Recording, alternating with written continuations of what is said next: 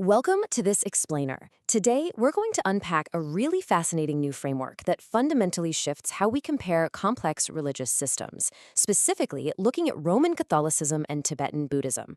We're going to see how we can actually explore these traditions without getting completely hopelessly lost in translation. So the source material we're looking at today asks a pretty fundamental question. Do different religions describe entirely different realities? Or are they just using different historical grammars to describe the exact same underlying reality? You see, comparing religions by simply translating their ancient words into modern English usually creates total confusion. It's kind of like comparing the labels on two different machine parts without ever bothering to ask what those parts actually do. Picture it this way. Imagine you've got two people playing the exact same video game, but on different consoles. One is using a PlayStation controller, the other has a Nintendo controller, and they're just furiously arguing over whether you need to press X or B to win. The crucial point they're missing is that both buttons perform the exact same semantic function, making the character jump. If we just sit around arguing about the letters painted on the buttons before looking at what the buttons actually do, we completely miss the point of the game. Here's our roadmap for today.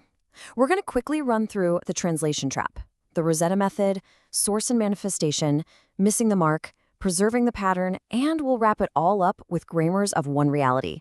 Let's get right into it. Starting off with Section 1, the translation trap. When we try to compare massive, foundational words like God or Dharma, we have to realize these aren't just simple labels that fell out of the sky. The text calls them historically located compressions. Think of them as tightly packed suitcases of human experience. Inside these suitcases are literally centuries of history, shaped by entirely different deserts, mountain monasteries, empires, and institutional councils. You can't just compare the outside of the luggage, right? You actually have to open them up to see what's inside. Which brings us to Section 2, the Rosetta method. So how exactly do we unpack those suitcases without making a total mess of both traditions? This infographic brilliantly lays out the solution presented in our source material. It's called the Rosetta method. And the absolute golden rule here is that we must first define the primitive function, or the job of a concept, before we ever attempt to compare it to something in another tradition. We match the function, not the costume. We don't ask, do these two words sound similar? We ask, what work is this specific concept doing inside its own system? Let's test this out in Section 3, source and manifestation. Keeping our golden rule in mind, before we throw two heavy theological terms on the table and start debating, we have to explicitly ask, what is the job of this word? What function is it meant to perform inside its own grammatical system? Let's look at the source function. A really common trap is falsely equating the Catholic Father directly to the Buddhist Dharmakaya. But in Catholicism, the Father is a distinct personal locus, not just the abstract ground of reality. The proper functional alignment is actually between the Catholic concept of God as the divine essence and the Tibetan Buddhist Dharmakaya, which is the ultimate reality body. Functionally, both of these occupy the exact same position. They are the ultimate ground upon which all accessible reality depends. Now, if pure ultimate reality were just shining at us full blast, it would probably melt our brains. So both systems require what we call a manifestation function. This is simply the operation that makes the ultimate truth historically accessible to finite human beings, so we can actually encounter it, hear it, and learn from it. And here is that manifestation function in action. On one side, we have the Catholic incarnation, the Word made flesh, entering history. On the other, the Tibetan Buddhist Nirmanakaya, the manifestation body of Buddhahood. Now, what's fascinating is that while their historical and doctrinal meanings are distinctly different, the primitive operation they are performing is identical. Whether it's the Word becoming flesh or Buddhahood manifesting as an emanation body, the underlying function is that ultimate reality enters historical accessibility without ever ceasing to be ultimate. Moving right along to Section 4, missing the mark. So, we know how reality arrives, but what goes wrong with humanity when we fail to grasp it? I absolutely love this analogy from the source text. When things go wrong spiritually, it's not the arrow fulfilling its destiny. It's the arrow being a total menace because it was aimed improperly, like shooting an arrow and having it go sideways into someone's picnic sandwich. The problem, fundamentally, is that our aim is off. Let's look at how both traditions describe that bad aim. Catholicism diagnoses the problem as sin, or in Greek, hamartia, which literally translates to missing the mark. It's framed as a failure of love, a turning away from right relation.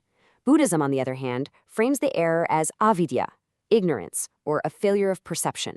You just aren't seeing reality correctly, so you cling to things that can't actually satisfy you. But underneath those entirely different descriptions, both traditions identify the exact same structural problem, a profound misalignment from reality. Here's the catch, though. Just hearing a true sentence doesn't magically fix that misalignment. You can't just read a nice quote on the internet and suddenly be perfectly aimed. Both traditions insist on rigorous, repetitive practices of correction to retrain your aim and cure that spiritual astigmatism. In Catholicism, this looks like repentance, grace, confession, and building virtue. In Buddhism, it's purification, meditation, and developing wisdom and compassion. That leads us naturally to Section 5, preserving the pattern. Think about it. If we finally figure out how to hit the target, how do we make sure future generations don't lose the instructions? Preservation means keeping the pattern alive recursively. Imagine building this magnificent, giant Lego castle, but then you throw away the instruction manual. Tomorrow, when someone tries to rebuild it from memory, the dragon is wearing the roof as pants. Traditions need robust preservation so that the truth isn't scrambled or turned into architectural spaghetti by the passage of time. To prevent that historical scrambling, both traditions have highly developed preservation mechanisms. Catholicism relies on the church, sacred tradition, and apostolic succession. Tibetan Buddhism relies on the Sangha, lineage, and guru transmission. Now, these aren't just social clubs. The church and the Sangha act as the living memory bodies of their respective traditions. They prevent the original teachings from being dissolved into private, isolated improvisations. This brings up a really beautiful point about what happens when these preservation lineages actually meet. Look at this unique visual, a Buddy Christ right next to a rosary on a dashboard. It's paired with a quote from Venerable Geshe Chuga, a Tibetan master who noted that while in exile, they studied the Bible alongside their own Buddhist philosophy. It's a great reminder of the profound respect required when different traditions encounter one another. But ultimately, as Venerable Geshe Solga notes right here from inside a majestic Catholic church, practice is the most important thing. You can't just talk about the Lego instructions, you actually have to build the castle. The abstract pattern has to be turned into a lived reality, day in and day out, or the teachings simply won't survive. Let's pull all of this together in our final section, Grammars of One Reality. So putting all these pieces together, recognizing different grammars absolutely does not mean we're just flattening all religions into one identical blob. We want to avoid lazy equivalence just as much as we want to avoid lazy contradiction. By actually taking the time to decompress the history and finding those shared primitive functions like source, manifestation, error, and preservation, we can pursue truth with real clarity. We get to see how completely different historical environments tackled the exact same human challenge of accessing reality. And that leaves us with a final, really important question to think about. If the mountain itself doesn't change, are we spending too much time arguing about the map instead of just walking the path? Are we so busy fighting over the labels on the game controllers that we've entirely forgotten how to actually play the game? It's definitely something profound to chew on as you continue your own journey of learning. Thanks so much for joining me for this explainer, and keep asking the right questions.